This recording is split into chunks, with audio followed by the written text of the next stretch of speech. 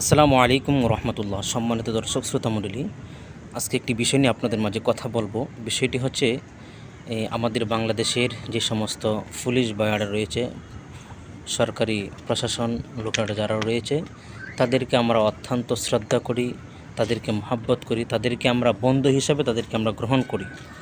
কিন্তু বড় দুঃখের বিষয় হচ্ছে তারা মাঝে মাঝে এমন কিছু কাজ করে বসে, আসলে খুবই বড় দুঃখজনক লাগে।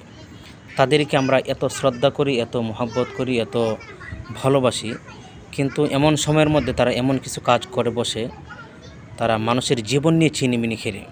তো আমি আশা করব সম্পূর্ণ ভিডিওটি আপনারা একটু কষ্ট করে হলেও শুনবেন। শোনার পর অবশ্যই ভিডিওটি আপনারা শেয়ার করে দিবেন।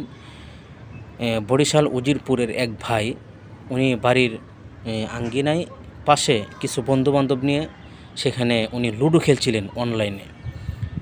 তো এখানে হঠাৎ করে পুলিশ প্রশাসনের নজরে পড়ে, সেখানে গিয়ে তারা তল্লাশি করার পর ওনারা পায় লুডো খেলতে, কিন্তু সেখানে গিয়ে তাদেরকে এমনভাবে মারধর করেছে, এমন একজন ব্যক্তিকে মারতে মারতে তার ব্রেনটাকে তছনছ করে দিয়েছে।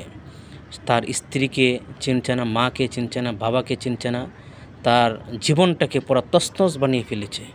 এমনকি তো আসলে বড় দুঃখের বিষয়, লোকটা আজকে মেডিকেলে ছটফট করছে, একটি নিউজে দেখতে পেলাম। আসলে এটা বড় দুঃখের বিষয়।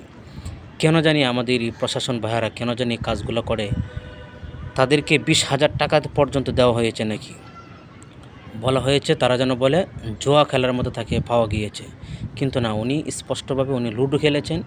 লুডোতে স্বাভাবিক অনেকেই খেলাধুলা করে অনলাইনে, কিন্তু ওনারা এমন একটি অপবাদ দিয়েছে তারা নাকি জুয়া খেলতেছে। তো আশা করি আমাদের প্রশাসন ভাইয়ারা অবশ্যই আপনারা আপনাদের কাছে বাঙালি মানুষরা যেন নিরাপত্তায় থাকে। আপনারা যদি তাদেরকে অনিরাপত্তায় রাখেন, তাহলে আমরা কোথায় যাব? আপনারা যদি কিছু টাকার বিনিময়ে যদি এমনটা করেন, তাহলে আজকের মানুষ কোথায় যাবে? তারা কোথায় গিয়ে কথা বলবে? তো আশা করছি কথাগুলো অবশ্যই বুঝতে পেরেছেন। আমার এই চ্যানেলে যারা নতুন আছেন অবশ্যই চ্যানেলটি সাবস্ক্রাইব করে দিয়ে আমাদের পাশে থাকবেন। চ্যানেলে নতুন হয়ে থাকলে অবশ্যই আমাদের সাথে থাকবেন। সকলে ভালো থাকবেন। আসসালামু আলাইকুম রহমতুল্লাহ।